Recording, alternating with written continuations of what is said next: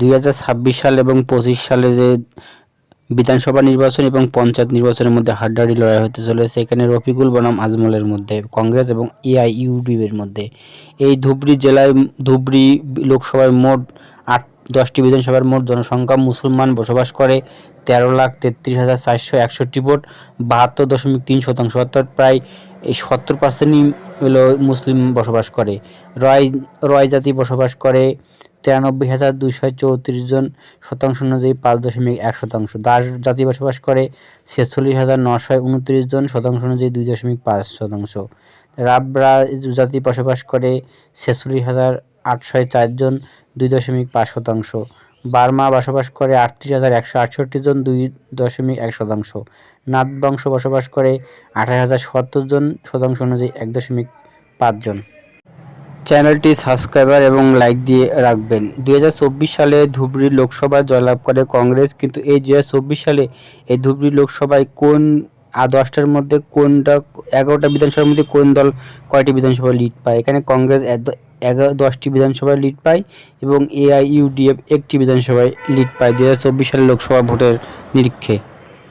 2021 সালে বিধানসভা নির্বাচনে এই ধুবড়ীর মোট 10টি বিধানসভার মধ্যে 10টিতে 5টাতে জয়লাভ করে কংগ্রেস, 5টিতে জয়লাভ করে এআইইউডিএফ অর্থাৎ বদরুদ্দিন আজমলের পার্টি।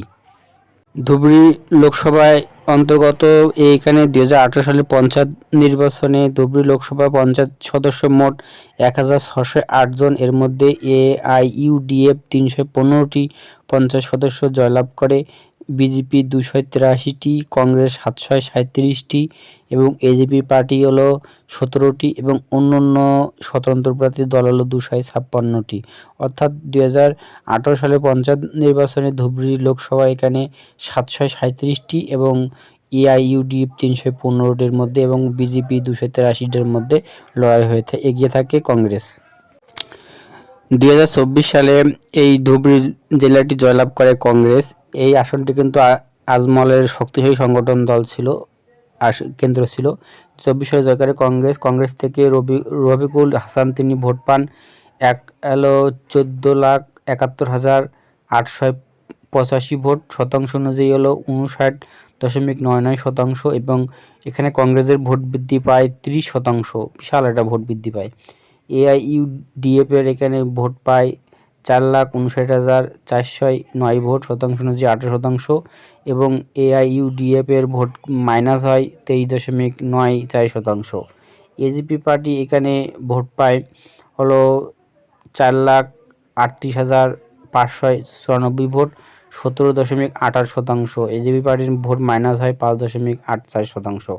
2024 সালে এই কেন্দ্রে কংগ্রেস রকিবুল হাসান তিনি জয়লাভ করে 10,12,476 ভোটে জয়লাভ করে রফিকুল হাসান, 10 লক্ষ ভোটে জয়লাভ করে কংগ্রেস এই কেন্দ্রে। 2019 সালে এই কেন্দ্রটি দখলে ছিল এআইইউডিএফ এর লোকসভায় বদরুদ্দিন আজমল জয়লাভ করেছিল।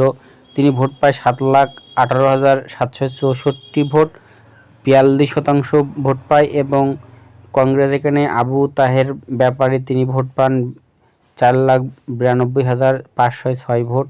অর্থাৎ 2019 সালে এই কেন্দ্রে এআইইউডিএফ জয়লাভ করে 2,26,258 ভোটে। চ্যানেলটি সাবস্ক্রাইব করে রাখবেন। ধুবড়ী লোকসভায় এখানে বিধানসভা নির্বাচন এবং লোকসভা নির্বাচন কোন দল কত শতাংশ ভোট পায় সেই সম্পর্কে আলোচনা করা হলো। 2021 সালে বিধানসভা নির্বাচনে এখানে কংগ্রেস 28.6, 10টি বিধানসভার ভিত্তি করে 8.6%, বিজেপি 17% এবং এআইইউডিএফ 34.9%, এজিপি পার্টি 9.9%। 2019 সালে পার্লামেন্ট নির্বাচনে লোকসভা নির্বাচনে কংগ্রেস এখানে 29.4%, এআইইউডিএফ 42.9%, এজিপি পার্টি 23.8%। 2016 সালে বিধানসভা নির্বাচনে কংগ্রেস 28.9%, বিজেপি 18%, এআইইউডিএফ 30% এবং বিওপিএফ 3.5%, এজিপি পার্টি 1%।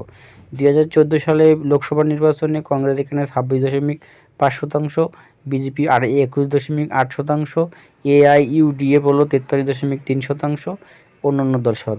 2021 সালে বিধানসভা এই 2011 সালে বিধানসভা নির্বাচনে কংগ্রেস এখানে 30.2%, বিজেপি 6.9%, এআইইউডিএফ 31.9%, এসবি পার্টি 8%।